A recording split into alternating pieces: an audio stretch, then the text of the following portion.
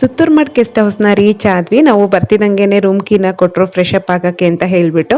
ಆಮೇಲೆ ಹೇಳಿದ್ರು ಇದು ಜಸ್ಟ್ ಫ್ರೆಶ್ ಅಪ್ ಆಗಕ್ಕೆ ಅಂತ ಹೇಳ್ಬಿಟ್ಟು ರೂಮ್ ಕೊಟ್ಟಿದ್ದೀವಿ. ಎಲ್ಲಾರ್ಗು ಸೆಪರೇಟ್ ರೂಮ್ಸ್ನ ಅರೇಂಜ್ ಮಾಡಿದೀವಿ ಅಂತ ಹೇಳಿದ್ರು. ಮತ್ತೆ ಈ ರೂಮ್ ಕೂಡ ತುಂಬಾನೇ ಸ್ಪೇಷಿಯಸ್ ಆಗಿತ್ತು. ವಾಶ್ರೂಮ್ ಕೂಡ ಕ್ಲೀನ್ ಆಗಿ ಚೆನ್ನಾಗಿತ್ತು. ಮತ್ತು ಈ ರೂಮ್ ಅಲ್ಲೇನೆ 3 ಕಾಟ್ ಎಲ್ಲ ಇತ್ತು. ಚೆನ್ನಾಗಿತ್ತು ಈ ರೂಮ್ ಕೂಡ. ಮತ್ತೆ ಸಂಜೆ ಆಗಿದ್ರಿಂದ ಸ್ನಾಕ್ಸ್ಗೆಲ್ಲ ಅರೇಂಜ್ ಮಾಡಿದ್ರು. ಫಸ್ಟ್ ನಾವು ಟೀನ ತಗೊಂಡ್ವಿ. ಸೊ ನನ್ನ ಮಗಳು ಚೆನ್ನಾಗಿ ಆಟ ಆಡ್ತಾ ಇದ್ಲು. ಇಲ್ಲೆಲ್ಲ ಅರೇಂಜ್ಮೆಂಟ್ಸ್ ಎಲ್ಲ ಮಾಡ್ಕೊಳ್ತಾ ಇದ್ರು. ನಾಳೆಗೆ ಚೇರ್ಸ್ ಎಲ್ಲ ಅರೇಂಜ್ ಮಾಡಿ. ಸೊ ಸ್ನಾಕ್ಸ್ಗೆನೆ ಶಾವ್ಗೆ, ಕೇಸರಿ ಬಾತು ಮತ್ತೆ ಚಟ್ನಿ, ಬಜ್ಜಿ ಎಲ್ಲ ಹಾಕಿದ್ರು. ತುಂಬಾನೇ ಚೆನ್ನಾಗಿತ್ತು. ನಾನೇನೋ ಒಂದು ಬಜ್ಜಿ ಅಥವಾ ಟೀ ಅಂತ ಅನ್ಕೊಂಡು ಹೋಗಿದ್ದೆ. ಅಲ್ಲಿ ನೋಡಿದ್ರೆ ಎಲೆನೆ ಹಾಕಿ ಸ್ನಾಕ್ಸ್ ಎಲ್ಲ ಅರೇಂಜ್ ಮಾಡಿದ್ರು. ಸೊ ಸ್ನಾಕ್ಸ್ ಎಲ್ಲ ತಿನ್ಕೊಂಡು ಮತ್ತೆ ರೂಮ್ಗೆ ಬಂದು ಲಗೇಜ್ ಎಲ್ಲ ಇಟ್ಬಿಟ್ಟಿದ್ವಿ ಫಸ್ಟೇನೆ. ಸೊ ಈ ಟೈಮಲ್ಲಿ ಶಾಸ್ತ್ರ ಏನು ಇರಲ್ಲ ಅಂತ ಹೇಳಿದ್ರು. ಸ್ಯಾಟರ್ಡೆ ಈವ್ನಿಂಗ್ ಹಂಗೆ ಏನು ಇಲ್ಲ ಶಾಸ್ತ್ರ ಅಂತ ಹೇಳಿದ್ರು. ಏನೇ ಇದ್ರು ಸಂಡೇ ಮಾರ್ನಿಂಗ್ ಇಂದ ಸ್ಟಾರ್ಟ್ ಆಗುತ್ತೆ ಅಂತ ಹೇಳಿದ್ರು.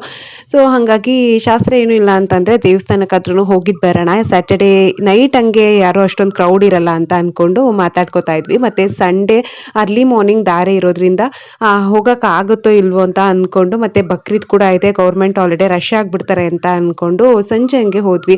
ತುಂಬಾನೇ ನಿಯರ್ ಇದೆ ದೇವಸ್ಥಾನ, ನಾವಿರೋದಕ್ಕೂ ದೇವಸ್ಥಾನದಕ್ಕೂ. ಸೊ ಹಂಗೆ ವಾಕಬಲ್ ಮಾಡ್ಕೊಂಡು ದೇವಸ್ಥಾನಕ್ಕೆ ಹೋಗಿದ್ವಿ. ತುಂಬಾ ಚೆನ್ನಾಗಿ ದರ್ಶನ ಕೂಡ ಆಯಿತು. ಸೊ ಅಷ್ಟೊಂದು ಏನು ಕ್ರೌಡ್ ಇರಲಿಲ್ಲ. ಬಟ್ ಸಂಡೇ ಸಿಕ್ಕಾಪಟ್ಟೆ ಕ್ರೌಡ್ ಇತ್ತು ಅಂತ ಹೇಳ್ತಾ ಇದ್ರು ಬಂದಿರೋರೆಲ್ಲ.